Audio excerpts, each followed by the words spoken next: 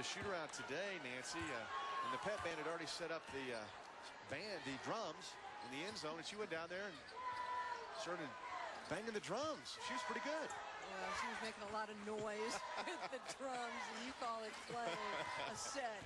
But the turnovers are the things right now that is allowing Texas to play solid basketball. They had 26 the last time these two teams played. Texas got back on defense that time. The shot wouldn't go, and Bradley gets called for her. Doing a nice job. Filed it. Memorial Gym. Who knows who's going to come out the Big 12 champs in that tournament. Oops, there's that pressure, Nancy. Oh! And, you know, that's a nice steal by Raven to get it back. Texas does lead the Big 12 in steals. They average over 10 a game, so that's another way they manufacture points. And Lindsay with the travel. We talked about the tournament in Kansas City. Ticket information, you can call that number or just log on to Ticketmaster.com, or you can go to Municipal Auditorium Monday through Friday to the box office. And again, it's the 8th time the Big 12 has been at Municipal Auditorium.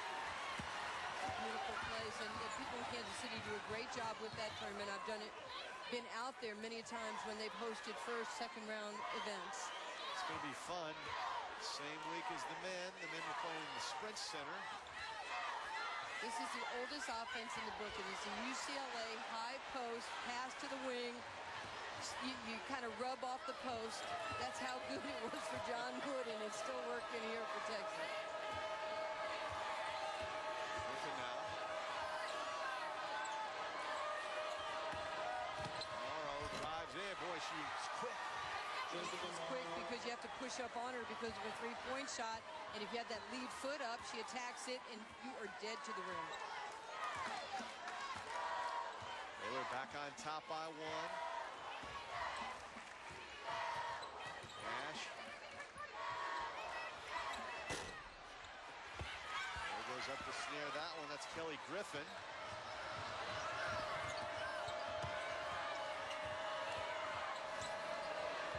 Freshman from Houston has given great minutes off the bench.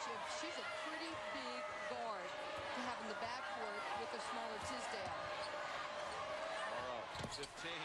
Made by the spacing and the ball handling of Tisdale. Cortijo looks to the sidelines. We're live in Austin, Texas. Doug Bell along with the Hall of Famer Nancy Lieberman. Baylor 8th in the country, taking on the Texas Longhorns, trying to snap a 3-game losing streak. A little change of defense, a little 3-2, and you can do this if you're Baylor because Morrow is so long at the top of the 3-2, it changes the angle of the pass. Stays. Conference, they'll probably get one, maybe two, but on the women's side, Old Dominion Lady Monarchs ranked 14th, making a comeback on the national scene. 3-time national champions. That's fun to see. Stat track, the field goal numbers going up a bit for Baylor as they get some good looks and a travel inside. There's no flow to this basketball game. As you see, maybe that's a byproduct of the turnovers, and Baylor has every opportunity in the middle because they're going inside first, and then they're going to the perimeter. But also a lot of that is the penetration by Tisdale. And Tisdale, you don't want to get too close to her because she'll just rip right by Morrow. Streaks across and a miss for her. Raven pulls it back out. And that's good recognition by Brittany Raven, reading the numbers, knowing that there's a zone we're going to go up against. Let's move the zone. But see, now you're wasting time on the clock. That's your first pass. Boy, what a pretty shot from the corner by Kat Nash. That's 2 for her tonight. Kat Nash has shown that she is competitive. She's a very physical player. She, her brother Michael, her sister Kristen used to just beat the tar out of each other in Plano, playing against each other. That goes against Baylor on the offensive push. That draws the ire of Kim Mulkey on the sidelines. She She just wants a simple explanation. She'll probably get one, but see, that was the zone team with Nash in the game. Now you have your speed team, and we'll see if Baylor still sits in that 3-2 zone. Just going inside. What a pretty play that was by Ashley Lindsay.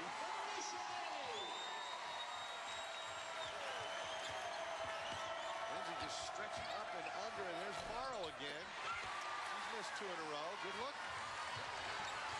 Is what they want to do.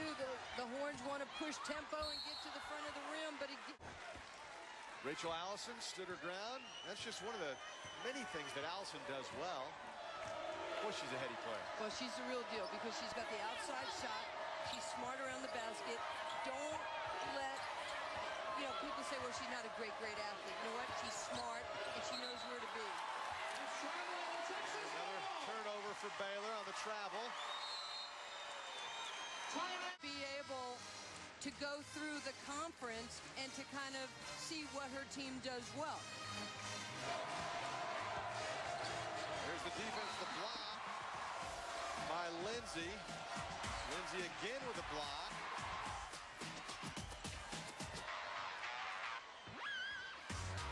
Up and under for the senior from Austin, Texas, Conley High School.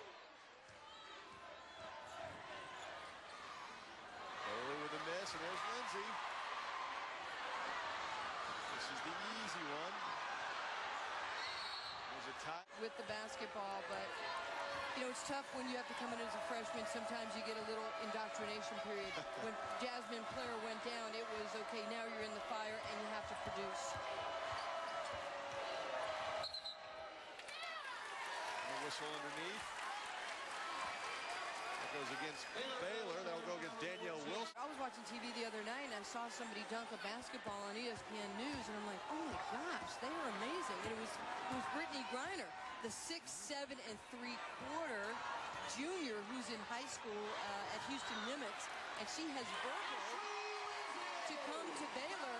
This kid is absolutely off the chain. To be only a junior and have the type of skill, this program is going to be in good stead for a long time. That was amazing video. She dunked twice in a high school game. Effortless. She is stout.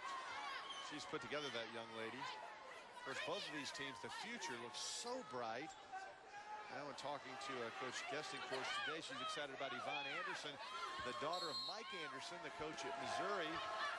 She's committed to come to Texas next season. Inside it goes to Danielle Wilson. Yeah, they have some great recruits coming in here, and no doubt when Mickey DeMoss gets loose in the state of Texas, one of the greatest recruiters our game has ever seen, she'll continue to bring talent to this program. Rachel Allison pulls that rebound down with authority. Wilson was there, just couldn't hang on. It's never a good pass if the receiver can't catch and finish. A little bit more air under that ball. It has been an unusual game. You're right, there hasn't been a lot of flow to this one so far.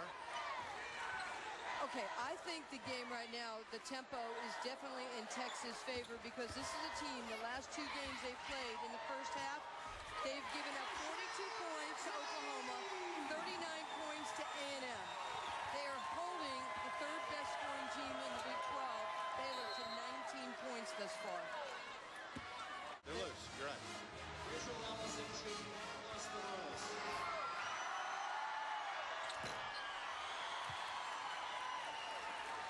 What a struggle for Baylor thus far.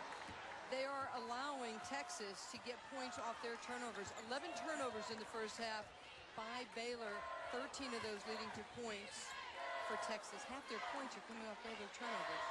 Yeah, Texas started out 1 for 11. Since then, they've been 7 of 13. They missed everything. It's a good change of